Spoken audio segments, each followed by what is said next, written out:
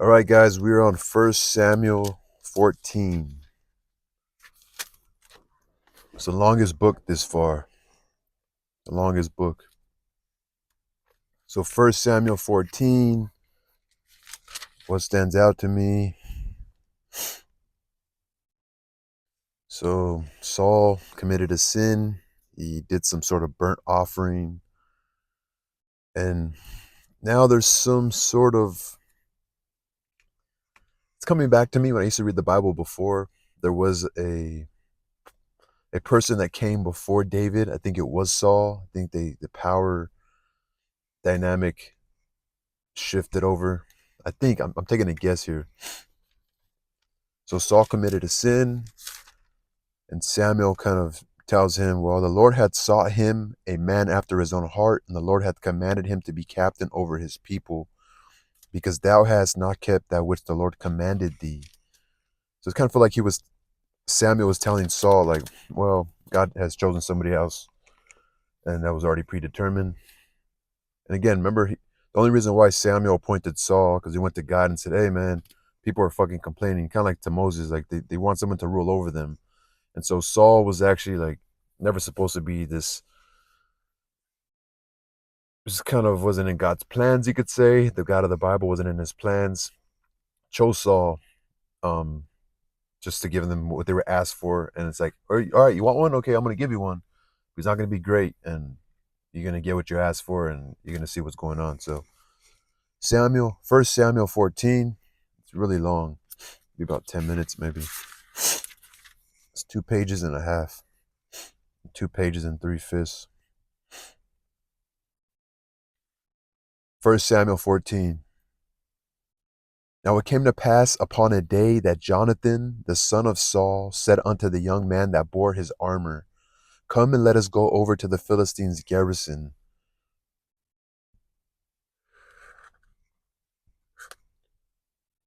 That is on the other side, but he told not his father, and Saul tarried in the uttermost part of Gibeah under a pomegranate tree, which is in Migron. And the people that were with him were about 600 men, and Ahiah, the son of Ahitub, Ichabod's brother, the son of Phinehas, the son of Eli, the Lord's priest in Shiloh, wearing an ephod. And the people knew not that Jonathan was gone. And between the passages by which Jonathan sought to go over unto the Philistines' garrison, there was a sharp rock on the one side, and a sharp rock on the other side. And the name of the one was Bozez, and the name of the other Seneh. The forefront of the one was situated northward over against Michmash, and the other southward over against Gibeah. And Jonathan said to the young man that bore his armor, come and let us go over unto the garrison of these uncircumcised. It may be that the Lord will work for us, for there is no restraint to the Lord to save by many or by few. And his armor bearer said unto him, do all that is in thy heart. Turn thee, behold, I am with thee according to thy heart. Then said Jonathan, behold, we will pass over unto these men, and we will discover ourselves unto them. If they say thus unto us, tarry until we come to you, then we will stand still in our place, and will not go up unto them. But if they say thus, come up unto us, then we will go up, for the Lord hath delivered them into our hand, and this shall be a sign unto us. And both of them discovered themselves unto the garrison of the Philistines, and the Philistines said, behold, both of them discovered themselves, like they got discovered. And the Philistines said, behold, the Hebrews come forth out of the holes where they had hid themselves. I feel like Jonathan's making a mistake right here, right? Jonathan's Samuel's son, or Saul's son. Yeah, the son of Saul. And the men of the garrison answered Jonathan and his armor bearer and said, come up to us, and we will show you a thing. And Jonathan said unto his armor bearer, come up after me, for the Lord hath delivered them into the hand of Israel. And Jonathan climbed up upon his hands and upon his feet, and his armor bearer after him, and they fell before Jonathan, and his armor bearer slew after him.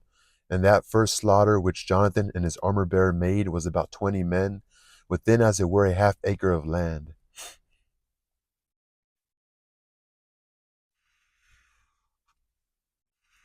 which a yoke of oxen might plow.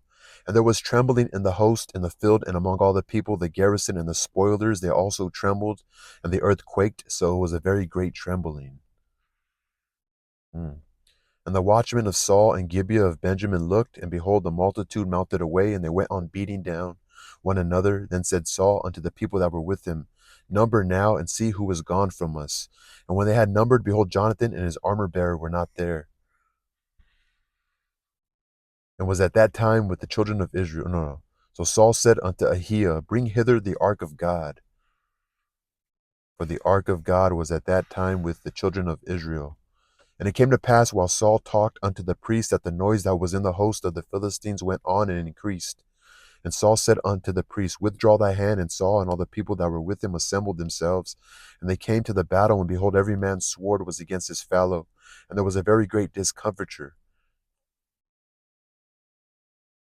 Moreover, the Hebrews that were with the Philistines before that time, which went up with them into the camp from the country round about, even they also turned to be with the Israelites that were with Saul and Jonathan.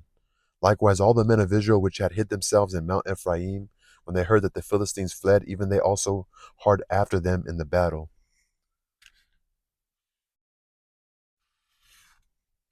So the Lord saved Israel that day, and the battle passed over unto Beth Aven. Okay, so Jonathan, I guess, didn't do a bad thing. And the men of Israel were distressed that day, for Saul had adjured the people, saying, Cursed be the man that eateth any food until evening, that I may be avenged on my enemies. So none of the people tasted any food, and all they of the land came to a wood, and there was honey upon the ground. And when the people were come into the wood, behold, the honey dropped. And no man put his hand to his mouth, for the people feared the oath. But Jonathan heard not when his father charged the people with the oath. Wherefore he put forth the end of the rod that was in his hand, and dipped it into the honeycomb, and put his hand to his mouth, and his eyes were enlightened. His eyes were enlightened. Then answered one of the people and said, Thy father straitly charged the people with an oath, saying, Cursed be the man that eateth any food this day. And the people were faint. Then said Jonathan, My father hath troubled the land. See, I pray you, how my eyes have been enlightened, because I tasted a little of this honey. Now much more, if haply the people had eaten freely today of the spoil of their enemies which they found. How much more, if haply the people had eaten freely of the spoil of their enemies which they found. Like, my eyes are enlightened by just eating this honey. Like, what would happen to you guys if you guys were able to eat the food that you guys got from your enemies? For had there not been now a much greater slaughter among the Philistines, and they smote the Philistines that day from Michmash to Ahajalon, and the people were very faint, and the people flew upon the spoil, and took sheep and oxen and calves, and slew them on the ground, and the people did eat them with the blood. They then told Saul, saying, Behold, the people sin against the Lord, and that they eat with the blood. So, because of Jonathan, the people are going crazy now. And he said, Ye have transgressed. Roll a great stone unto me this day. And Saul said, Disperse yourselves among the people, and say unto them, Bring me hither every man his ox, and every man his sheep, and slay them here, and eat, and sin not against the Lord in eating with the blood. And all the people brought every man his ox with him that night, and slew them there. And Saul built an altar unto the Lord. The same was the first altar that he built unto the Lord. And Saul said, Let us go down after the Philistines by night, and spoil them until the morning light, and let us not leave a man of them. And they said, Do whatsoever seemeth good unto thee. Then said the priest, Let us draw near hither unto God. And Saul asked counsel of God, Shall I go down after the Philistines, without deliver them into the hand of Israel? But he answered him not that day. And Saul said, Draw ye near hither, all the chief of the people, and know and see wherein this sin hath been this day. For as the Lord liveth, which saveth Israel, though it be in Jonathan my son, he shall surely die. But there was not a man among all the people that answered him. Then said he unto all Israel, Be ye on one side, and I and Jonathan my son will be on the other side. And the people said unto Saul, Do what seemeth good unto thee. Therefore Saul said unto the Lord God of Israel, Give a perfect lot.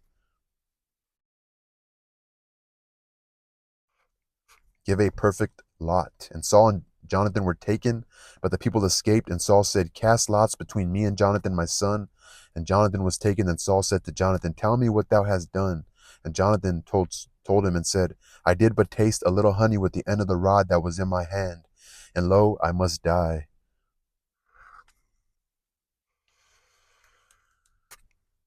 And Saul answered, God do so, and more also, for thou shalt surely die, Jonathan. And the people said unto Saul, Shall Jonathan die, who hath wrought this great salvation on Israel? God forbid, as the Lord liveth, there shall not one hair of his head fall to the ground, for he hath wrought with God this day. So the people rescued Jonathan, and he died not. Then Saul went up from following the Philistines, and the Philistines went to their own place. So Saul took the kingdom. So Saul took the kingdom over Israel and fought against all his enemies on every side, against Moab, against the children of Ammon, and against Edom, and against the kings of Zobah, and against the Philistines, and whithersoever he turned himself, he vexed them. And he gathered a host and smote the Amalekites, Amalekites, and delivered Israel out of the hands of them that spoiled them. Now the sons of Saul were Jonathan, Ishui, Malchishua, and the names of his two daughters were these: the names of the first born, Merab, and the name of the younger, Michal, Michal, Michal. And the name of Saul's wife was Ahinoam, the daughter of Ahimaaz. And the name of the captain of his host was Abner, the son of Ner, Saul's uncle. And Kish was the father of Saul. And Ner, the father of Abner, was the son of Abiel. And there was sore war against the Philistines all the days of Saul. And when Saul saw any strong man or any valiant man, he took him unto him. Like he kept him for himself. So Jonathan's sin.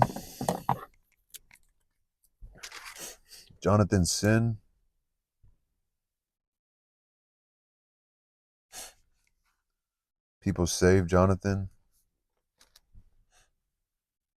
Saul's going to war. Saul's war. Saulian wars. Saul's war with Philistines.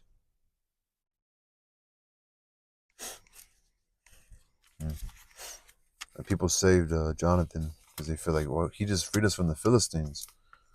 So, interesting.